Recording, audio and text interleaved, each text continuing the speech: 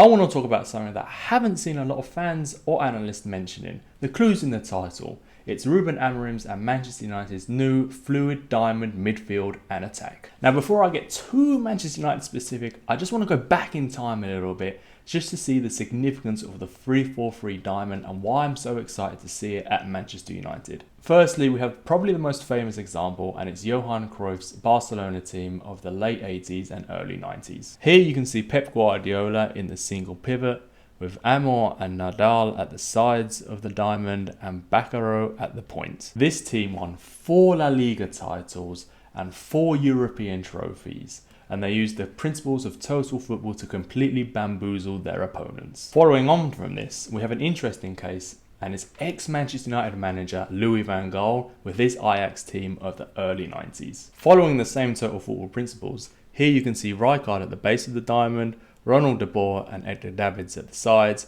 and Seedorf at the point. This team won 3 league titles and also a Champions League in 1995.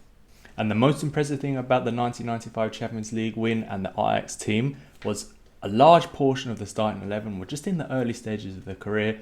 They were, of course, supplemented with experience from Rijkaard, for example. But anyway, it just goes to show the 3-4-3 diamond has a very successful history in football, and is Amorim about to bring it back at Manchester United to achieve similar success? Now, before showing how Manchester United used their diamond, I quickly want to try to explain why diamonds are forever. Why diamonds are good. One of the reasons is because it maximizes the zones on the football pitch. Now, if I show you my trusty tactics board and draw the midfield zones, just like this, very roughly, quickly.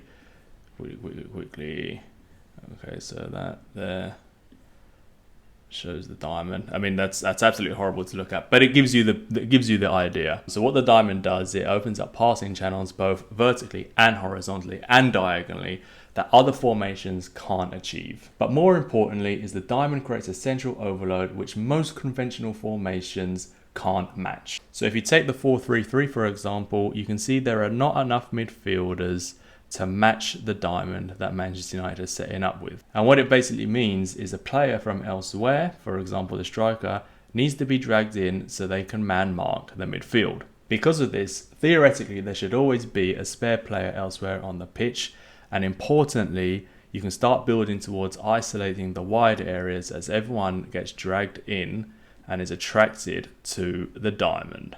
So now I'm going to show you a series of screenshots to show you how the diamond is being used and how Manchester United are using some total football principles in their midfield. The first clear example can be seen here. So you have Ugarte at the base of the diamond, Mainu and Bruno at the sides, and Cunha at the tip. In this case, Mbeumo is acting as a striker and is somewhere over there, closer to a right wing back Ahmad, working to create the overload on the right. The next screenshot takes a look at the fluid midfield diamond in action. So here, Ugarte is the base again, but this time we see Mbeumo partnering Mainu at the sides with Bruno at the tip further forward. What happens next is poetry in motion.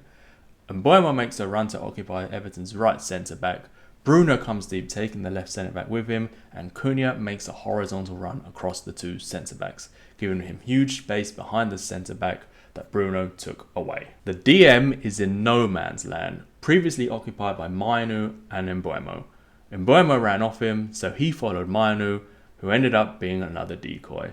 Before the DM knows it, 3 runs have been made around him and he's left without a man. Now it's at this point personnel becomes a slight problem with Manchester United, as they don't have a centre-back that is consistently capable of playing that ball over the top to Cunha. Now Yoro is actually getting much better at progressing play and passing through the lines, but instead of finding Cunha in the space, in this sequence he actually passes to Bruno. Now I think Martinez is the only centre-back currently capable of playing these types of balls consistently, but we should see these types of plays improving as the season goes on and players like Yoro also start improving. Now the next sequence here sees Mainu breaking the lines and becoming the tip of the diamond with Ugarte at the base and Cunha and Bruno at the sides.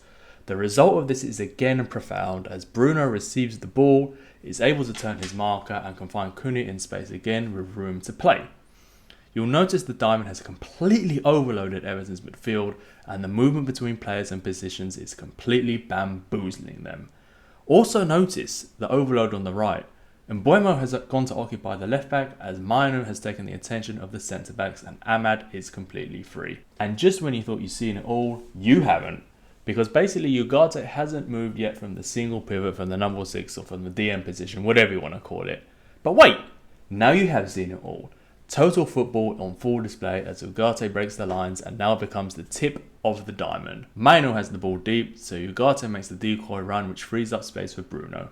The result sees Bruno have loads of time and space, and you guessed it, an overload developing on the right as well. And there are also many other examples of this fluid diamond on display, each time with different players occupying different positions, and often working an overload in the wide positions. Now this system is incredibly difficult for the defending team to track their man, to man mark, or even to zonal mark, as every single player in their midfield is changing position and moving into different zones, as there's no rigid structure to this Manchester United midfield. Unfortunately, probably with every other formation as well, there are some weaknesses to this system. And the most glaring is the current personnel that Manchester United have now. The base of the diamond, or the so-called single pivot, is usually, as you can see here, occupied by Ugarte and also Casemiro. Now, I really like Ugarte, to be honest, and I think he has a lot of qualities that make him a good footballer. However, he often has lapses of concentration, which is just unacceptable for a player playing in this position, in this role, in this team. Now, he can receive the ball under pressure, he can pass out of pressure, he can play out of pressure, but also often he falls over the ball or mispasses the ball and gets caught in possession, which we've already seen in pre-season and we've seen plenty of times last season as well. And Casemiro, as legendary as Casemiro is, he is even more erratic than Ugarte and probably cannot be trusted over a whole season either. Now, there are, of course, rumours of Manchester United trying to fix this position. They're actively linked to Baleba at Brighton. But as of right now, as of the team right now, and probably how the team's going to line up on the first game of the season, this is a weakness. There's also the small issue of the ball playing centre-backs, as mentioned earlier. Yoro is a good player and he can pass between the lines, but I'm not sure he's capable of playing those consistent match-winning passes, which will be crucial to this system. Martinez will be perfect once he's fit, and I think Heaven has shown a lot of promise as well. I really like the look of Frederiksen. I think he's a really good passer of the ball. So the centre-backs aren't actually the biggest problem right now, although they could definitely be improved. And the last thing I want to touch on is how this system is going to work moving forward, when you bear in mind Manchester United are probably going to play with a more standard number 9. Although it looks like he might be moving on, Højlund is still in the picture. And although he works his socks off and gives his all for the team, he's not exactly the type of player that you want to see picking up the ball at central midfield, as we have seen in pre-season with the likes of Mbeumo and Cunha when they occupy the centre-forward position. Xerxes is actually a very good fit for this system, as he's capable of playing deeper and linking up the play. My biggest question mark is around Sesko. Now, admittedly, I've only ever really watched highlights of him, so I can't say for sure, but he does strike me as a more conventional number 9, sort of stay on the last man type of striker. And this fluid system that Manchester United have got going right now is super exciting. So if Sesko is to play more traditionally and stay further forward, it would take away some of the excitement that we've seen from Manchester United pre-season. So what do you think? Can Sesko play the forward position the same way that Cunha and Mbeumo have done in pre-season? Is this diamond midfield the answer to Manchester United's problems? Let me know in the comments, and if you like this video, please don't forget to like and subscribe, as it would really help the channel.